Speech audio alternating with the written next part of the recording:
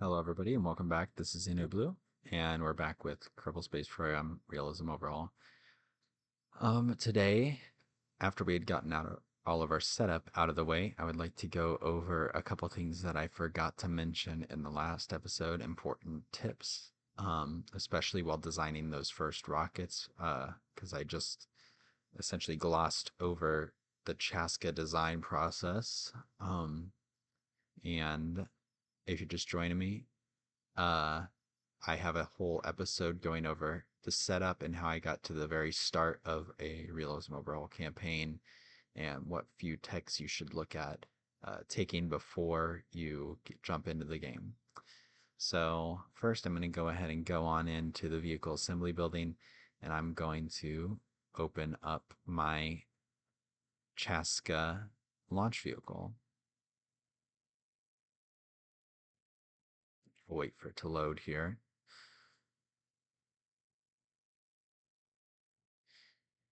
In the meantime, something that I would like to say is this episode is mostly going to be essentially a walkthrough of the ideal first few rockets, what you would be interested in doing with your save, things like that. I'll tell you what I'm interested in doing with this save. All right, here we are. Um, we've got our tank information. So you'll note that there is the probe core is up here at the top. We don't really need that right now. I only have 200 electronic charge in it, um, only because this probe is not meant to return. It's not meant to do anything other than go straight up and come straight back down. But I also wanted to let you know, see this diameter here? It's a good even number, 300 millimeters. If you go into this RP1 menu in the while you're building your rocket, you'll note a couple things. We have this tab called tooling. We don't know how long it's going to take to build at this point, but if we press and hold this tooling cost, it will demonstrate over here on this screen in the integration info. It'll tell you how long it will take to to build the rocket once fully tooled, and it'll tell you how much it will cost to build the rocket. So you can also see that down here. We shaved off 100 funds off that. In order to tool a rocket, you just go ahead and down here and press tool all, or you could go to each individual part and click tool tank or tool probe core. I'm going to go ahead and tool all, and you'll see that it costs 1,466 funds. Personally, for these early sounding rockets, I like to get them out as fast as possible. So I go ahead and purchase all of the toolings. This will decrease our build time. But what tooling does is it allows you to decrease the build time on all future crafts that are the same size. So for example, I have a 7 meter long tank at 300 millimeters. You can see that this tank has been tooled. If you tool a certain diameter, then that also helps you because the diameter is the primary cost factor when building tanks, and the length is the secondary cost factor when building tanks.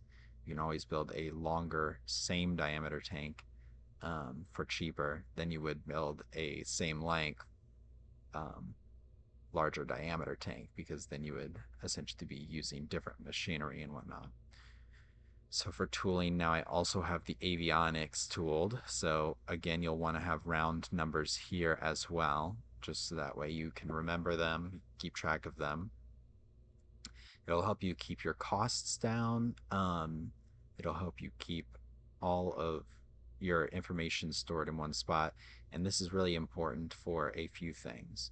When you tool rockets, you want to think about them in terms of where am I going to use this tank again? So for this tank, it's 300 millimeters. That is the diameter of this U1250 here. Um, so I might end up using this tank as a second stage on, for example, a bumper rocket. And so I want to keep this tank tooled, be ready to go. So that way, as soon as I have the next tech available, I can go ahead and basically put this sounding rocket on top of another rocket and create a second stage. So tooling can be very important for that factor. So I'm going to leave. I just wanted to show you that while I wait. And I'm going to go ahead and warp till the Chaska launch complex is done. There's not much that I can do while I'm waiting for that to be done. So I'm going to go ahead and warp. Once again, we see the gain loss. I gained 7,000 credits. I'm going to go ahead back into the vehicle assembly building. Now that the launch complex is done, we can go ahead back in. We'll go back to that Chaska vehicle and we will integrate it. Something that I am thinking about explaining in this video as well. All right, we're at the Chaska launch complex. We have it selected. Something that I'm thinking about explaining in this video as well is the, let's see. This is another thing. See, I'm spending 7 unlock credit. That's a thing that you have to look at. Your unlock credit gets filled up as a second item in your budget. So you'd see my program budget is 225 funds per day. And then I get 12.3 unlock credit, which is essentially funds that you can use to unlock new parts and whatnot. We're going to go to the management. We're going to go to the staff. I already have 10 in the Chaska launch complex. So I am good and ready to go. Now I know that my integration will be done in 44 days on the 3rd of April, 1951. I'm going to go ahead and add a second and a third to this, just in case the first one fails. We may duplicate them later on, just so that way we have more insurance. Go ahead and leave this launch complex. And as I was saying before, one thing that I would like to go over this episode is a statement of the goals for this series. Though it is somewhat of an RP1 tutorial, I am interested in accomplishing several goals rather quickly. For one, I would like to get into orbit before Sputnik got into orbit in real life. That would be October 4th, 1957. So that's my deadline for orbit, even though my orbital contract might be a little further out. My deadline personally for orbit will be that October 4th, 1957 deadline. I'm going to go ahead and build a plane. I will be right back. I'll go ahead and show you that in just a second. All right, welcome back. I've got my plane here and ready to go. This is a plane that I have mostly inherited from my past attempts at a realism overhaul save. I usually use it for my very early supersonic contract. The entire idea of this plane was to build a delta wing design that's stable at supersonic speeds, but uses the most basic jet engine here. It has all tier 1 parts, everything that you would have when you start off, and it is mostly it is barely capable of supersonic speeds at a decline. So if you're going down, you might be able to break Mach 1 for, I don't know, a few seconds at most. And that's all you need. So if I go here to my contract, there's no stipulation about declining. You can't go downwards while you're reaching this Mach 1, and you only have to reach it for 30 seconds. That's more than enough. I'm going to give you some tips that I use while building these planes. First of all, these are the 2 most important buttons. If you go to the center mass and aerodynamic overlay, you'll want to make sure that throughout the entire flight, should you use all of your delta V. You'll want it to be roughly in the same position. You want the plane to be perfectly balanced for the entire flight. You'll want the wheels to be slightly behind the center mass. These wheels are a little too far behind the center mass, but the plane is already balanced, so I'm just going to leave it as is and see how it works out. You typically want them to be roughly around here behind the center mass, so that way you don't have any problems rotating your aircraft upwards when you're trying to get off the runway. And you want to make sure, this is very critical because I made this mistake, you want to make sure that you have a significant amount of electric charge, especially if you intend to glide this plane at any point in time. This is super critical. Your jet engines will charge your power banks, but if you don't have that electric charge there, you won't be able to control the ailerons or the flaps or any of your control surfaces without that electric charge. So you'll want to make sure that you keep that available at all times when you're flying these planes. So I'm going to actually put this, I'm going to tool this first, just that way we'll see. Actually, the tooling cost is really high. I'm not going to tool this. I'm going to unlock those credits and integrate anyways. The reason I decided to not tool it is, if you can see over here, the tooling cost is $10,252. If you see over here, the cost of the jet is only $1,487. If I tool it all, you can see that it is $536. However, I do not believe that the significance, there will be not enough use for this jet once I complete this first contract to be able to deem it worthy of wasting the tooling unlocks on it, the unlock credit. See, I have only 49,111 in the bank. So I want to try and save that as much as I can for unlocking rocket parts, especially later on, should that come to pass. So once again, back to breaking down this plane. Sorry, I get a little off topic sometimes. You want to keep this plane perfectly balanced. One thing that I have learned is that you will want to go to these control surfaces and change your pitch and yaw. So I would like the pitch to be active on these front flaps, and then in the back flaps here, if I go there, you see it has full authority over all these. I'm going to put pitch down to 35, put yaw down, and roll down. Then I'm going to use these outer flaps here. I'm going to put that to 0 and 0 yaw, and I'm going to put that up to 100 roll authority.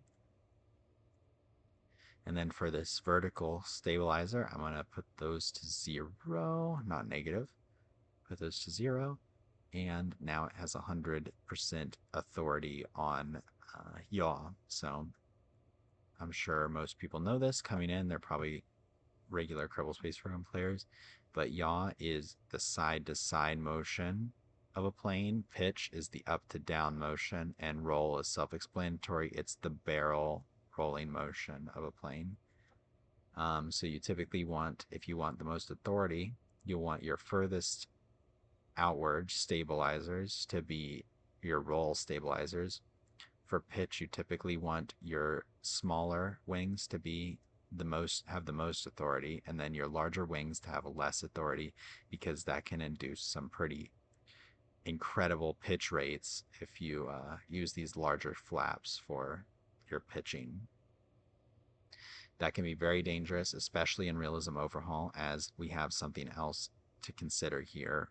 In regular vanilla Kerbal Space Program, you don't have to worry about this, but there is a mass to strength multiplier, and if your wings do not have the right strength, then they won't be able to withstand the G forces of your craft pitching.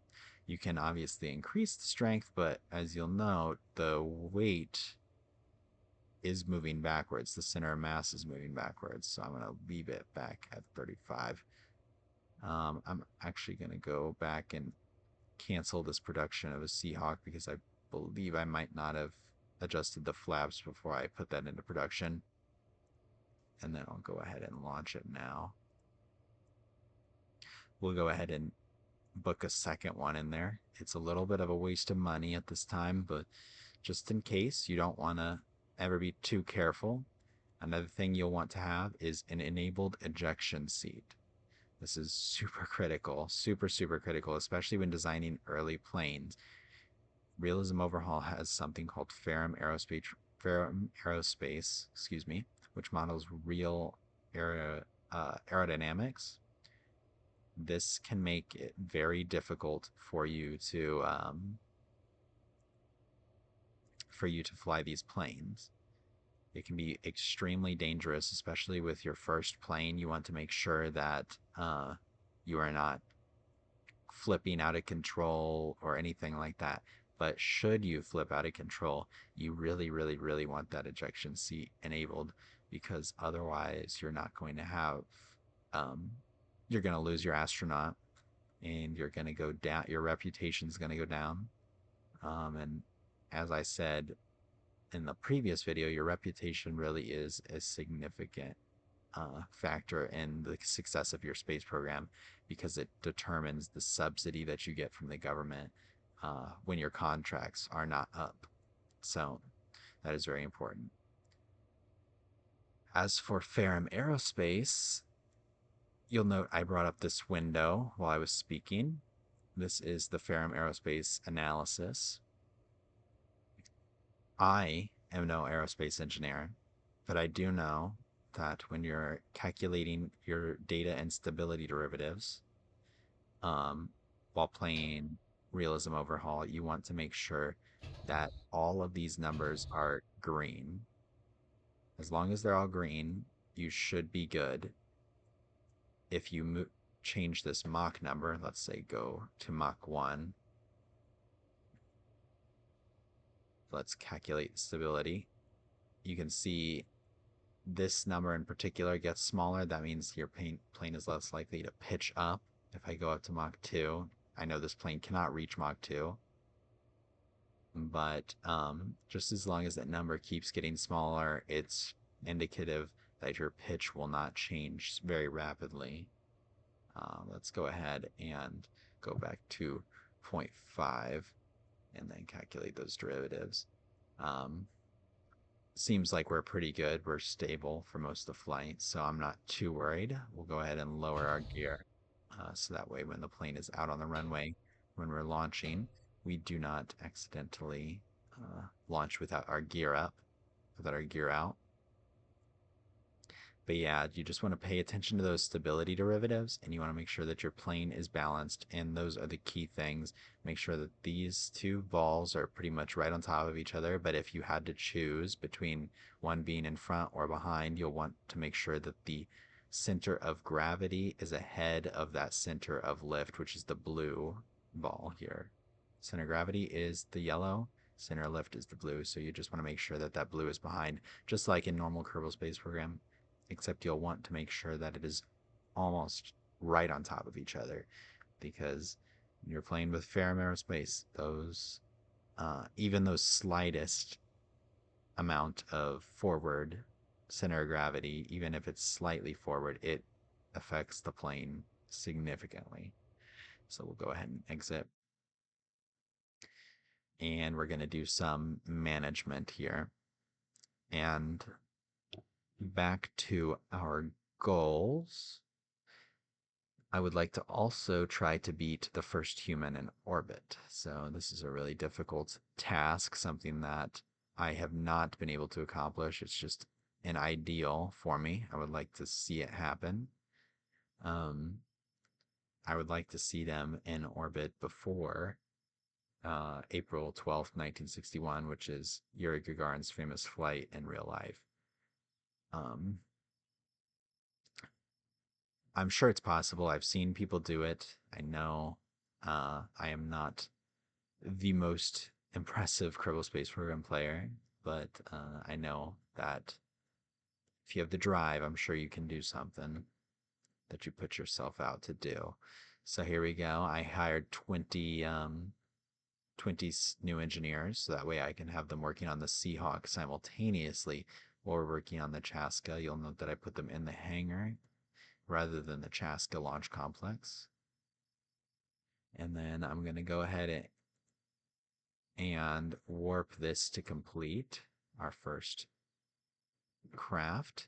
And then I'm going to roll out the Chaska and we'll warp to complete and warp to sunrise just so that way we can have a good image for our first launch.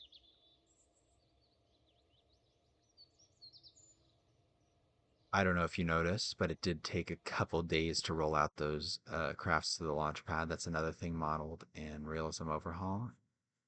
Besides the build time, you have to worry about rollout time, pad refurbishment time after each launch, and so on. So keep that in mind when you are creating crafts. Make sure that you don't expect them to be rolled out right away, especially if you're doing things like rescue missions and all that. It takes some time, especially if you have a larger craft or you have less engineers on site. It will take a while. So we're going to go ahead and make sure that all of our experiments are ready to run. And we'll pull up our contracts window just so that way we know if it's ready to go. And we'll go ahead and launch.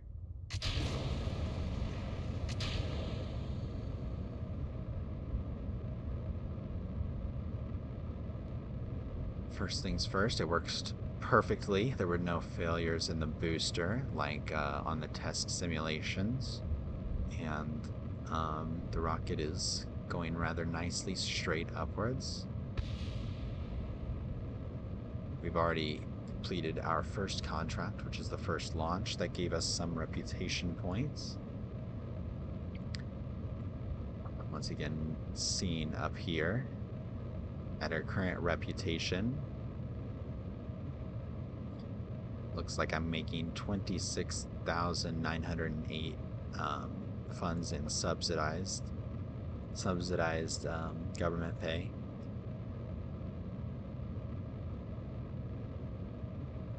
I'm going to go ahead and pull up a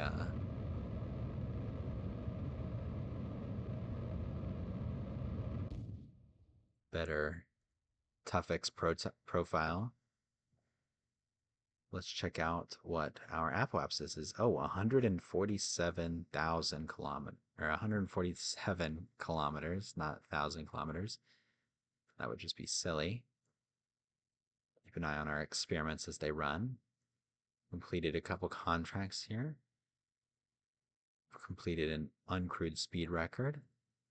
Another uncrewed speed record. An altitude record. Wow, that was very loud. I wonder if you heard that. It is storming inside quite heavily, and the loudest rung of thunder I've ever heard in my life just went off. So I apologize if you heard that. We've just crossed the Kármán line at 100,000 meters. That's another set of contracts, another two reputation points. And I've completed my Kármán line contract, which gave me 10 free applicants. I'm actually going to shove those guys right into the research division. Now we have some leaders available, and we'll check that out as soon as we get back to the base. We'll go ahead and speed this up just a bit, turning up the physics warp here.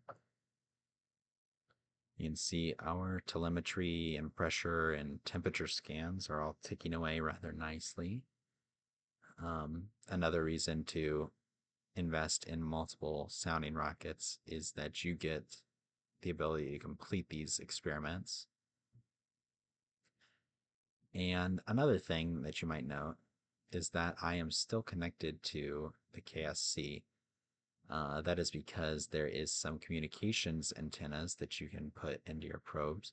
This is all done by default usually, but if you were interested in messing around with it, you can do some pretty intense antenna plans based on the size of your antennas and whatnot. You can also add some new antennas to your craft to increase that capability. So I'm going to go into not realism overall, Kerbalism. I'm going to go into the data tab, make sure that I have no further science to transmit from these experiments. And then I'm just going to hit the range safety and blow up my craft.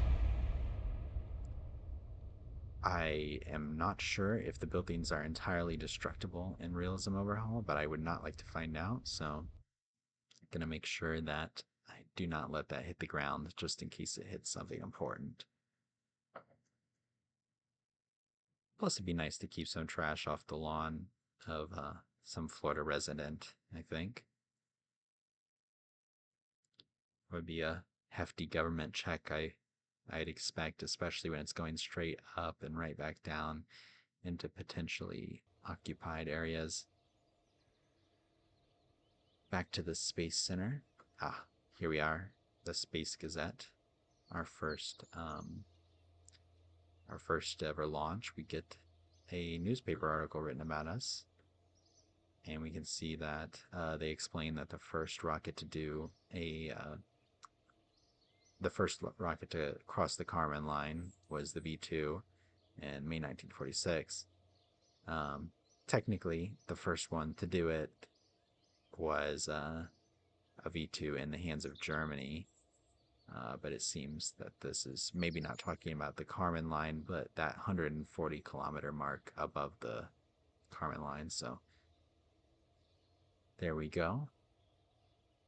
We'll go ahead down to our staff and hire those free team members that just joined us. Another 10 researchers. That bumps up our research a little bit further. We got some science from that, so I'm going to go ahead and go into research and development. Go ahead and pick up post-war rocketry testing. We'll get our hands on the XLR-11. Good for use in our X1 counterpart. We'll go ahead and grab supersonic plane development. Let me just make sure that I don't need anything. Actually, let's grab tracking systems first, and then supersonic plane development. The order in which you click these is the order in which they are researched. So we clicked post-war material science first, so we get that done first. And then we go to the rocketry testing, then to the tracking systems, and then to the supersonic plane development. And I'm thinking I'm going to go ahead and add a solid rocket engine development to that. I'm going to need these Sepratron motors later on, so I might as well start working on that. And even further down, I'm going to want retro motors, and I'm going to need this here, the Star 13D for lunar missions, I believe. I'm going to use it as a kick stage, an uncontrolled stage. I don't need to worry about the fuel settling and all that, so it's very important that I have that mission set and ready to go with those engines. I'm going to start off down that path right away. So my reputation is already very high. I'm 3,000 funds over the base subsidy, so that's very good. We're going to check our budget, see we're still making 181,000 or 181 funds per day. Excuse me, not 181,000. And then we'll go ahead and go to the administration building. We have a couple leaders in here. I'm just going to go ahead and go down each of them. And then I'm going to do some administrative work before I end this episode. So we've got Shalomi. Looks like a Soviet engineer. And they invented some of the first pulse jet engines. So that is the benefits for Shalomi is minus 15% confidence cost for program activation and plus 5% speed of launch complex efficiency gain, and minus 7 reputation from contracts. So that's not really good. I don't think I'm going to be activating programs very often, and in my previous playthroughs, I've never had an issue with confidence. I've never worried about having enough confidence, and the speed of launch complex efficiency gain will be mostly uh, canceled out by the amount of rockets that I'll be constructing. So there's that. Then we've got my personal favorite here, Valentin Glushko, minus 15% funds for researcher salaries, a pretty big one, especially since in Realism Overhaul, what you want to do is often max out the amount of researchers that you can afford um, early on, so that way you get through research very fast. Plus 5% reputation, that's a pretty good boost. And then plus 10% reputation to remove an existing leader. So if I removed a leader, I gain reputation for doing so, which truly I don't think that I am interested in doing that. I'm not going to remove any leaders. So this one doesn't really affect me. So at this point, it is the two positive effects. Sergei Korolev is often a really good pick as well. Minus 12% funds for salary costs. That is across the board. You'll notice Glishko is only 15% for researcher costs, but I often have far more researchers than I do engineers. And then plus 5% for reputation from contracts. That's a good one as well. Same as Glushko. Milton Rosen is typically a pretty good one if you're going for a NASA only playthrough. You get some pretty good research speed, confidence from science, pretty good. Not that it's super useful, but your deadlines get minus 20% in the time, and also you lose 20% of those funds. So that is a little bit sad. Werner von Braun, plus 12% confidence from contracts and reputation from contracts. But you lose reputation a lot faster, it seems, with him. And then you've got this ISRO man, Satish Dhawan, plus 15% science from transmission, minus 15% reputation loss from reputation decay, and minus 8% funds from program funding. This is an interesting idea. I'm not really sure how this factors in. Plus 15% science from transmission. I feel like that. I've never appointed this leader, but I am considering it. I usually go with Valentin Glishko. I might actually appoint this leader, even though I miss out on some funding from programs. I usually don't go for Werner von Braun, even though you get a lot of confidence and reputation with him. I usually save him for the chief designer role, which you can get once I get basic rocketry unlocked. And I've never gone with Milton Rosen because I felt like the negatives have always outweighed the positives, even though you get some more confidence and research speed. Hey, might as well. Let's try him out. Let's see what happens. I can remove him after 30 days should I not like him. So we'll go ahead and appoint this leader. Satish Dhawan has become our chief administrator. And you'll notice we have a couple other leaders here that we'll have to wait until we unlock material science for these contractors. And then we'll have to do a couple contracts for these two. And then we'll have to do unlock a science before we do this one. That's basic rocketry. That is in our list of text to research. Then we're going to go ahead and exit this building. We're going to go to our astronaut complex. We are going to need a pilot for our plane that we're building, the Seahawk 1. We're going to need a pilot. We're going to want to find somebody who's got a lot of courage, but not a lot of stupidity. Not that it really matters too much. Each of these pilots have different G-force endurances. You can check that when you hover over them. You can see they have different effects and whatnot. Let's see. So let's go down our pilots in a list. This pilot, Vasily Ilyushin, Alyashin, I don't know, I don't speak Russian. Vasily, let's just call him, can endure 1.16 times the normal G's the Kerbals can endure. You can use survey sites out at 100 meters, full control without ComNet access, and stability assist. And max sustainable G forces is 7.5 Gs. So let's go to the next pilot, Yulia Avendeva. Yulia Avendeva. All right. This is rough. The Russian names are really getting to me. Can do stability assist, can endure 1.16 times the normal G's, and can have a max sustainable G force of 7.7. And then Patricia Foster, 1.19 G's. Same thing as before, 7.7. And Ludmila Nestorova, 1.16. I think Patricia Foster might be the ideal candidate here.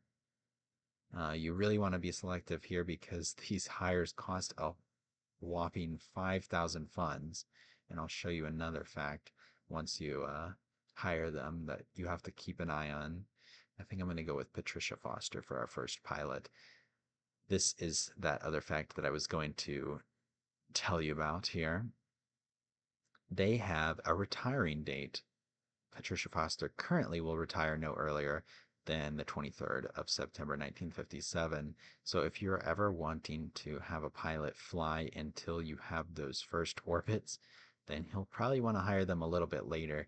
But for now, Patricia Foster will be our candidate.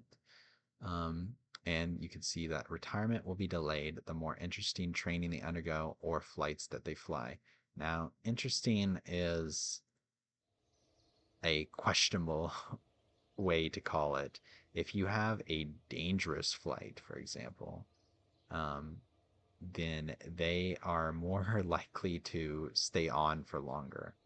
If they feel they almost fall out of the sky, if they have to eject from their plane, those sorts of things do increase their retirement date. Though I think that should probably decrease their retirement date.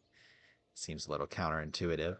They usually have a larger increase in their retirement date after such missions. So if you really want to live life on the edge, you can go ahead and like have them bail out of their plane just before it touches the ground, and maybe they'll have a further out retirement date than if they landed it safely on the runway. But for me, the risk of that reputation loss is way higher than what you would gain if you gave your pilot an extended retirement date, because the reputation loss is not a small amount. You see, I have 27 reputation. Now this reputation goes up pretty quickly. You can gain it doing a lot of things, but when you lose a pilot, you drop 100 at least reputation in one moment instantly, and that is really hard to gain back, it seems, once you lose a pilot. So just keep that in mind. So another thing that you have to be aware of when you have a pilot is your budget. Astronauts cost way more than each individual researcher does. So see this astronaut, I have a single astronaut, and for some reason it is 6.8 funds. They are very, very expensive to upkeep. So you don't want to hire astronauts unless you're sure that you can upkeep them. And that cost just gets exponentially larger the longer your program goes on, because you'll need more astronauts to do things. So we're going to go. We see Patricia Foster here. We'll go to training. We're going to go proficiency, general aviation. This takes 1 day. We're going to click on Patricia Foster and start training. We can warp to complete. Her retirement date was pushed out by 1 day. And then we're going to go to mission, general aviation. We're going to go ahead and train Patricia Foster again. This costs 57 minutes. We're going to go ahead and start training. Now Patricia Foster is completely ready to go. As soon as we get that plane off the production line here in the hangar, Seahawk 1, we are good to send Patricia Foster out for her first flight. We'll go ahead and do that in the next episode, and I'll show you how things are going, how that works, and how you should act on your first flight. But I believe that'll be it for this episode. We've launched our first vessel. I've gone over some administrative tasks that you need to think about. I explained a little bit of the design process for the rocket as I was waiting. And you know what? Let's pick up some extra contracts real quick before we leave. We're going to go ahead and grab a sounding rocket with an intermediate height. Let's see. It says 80 kilometers. We got to reach 80 kilometers. For this, we'll gain 12 reputation and 60 confidence. But we need a sounding payload of at least 75 units. You can only put sounding payload into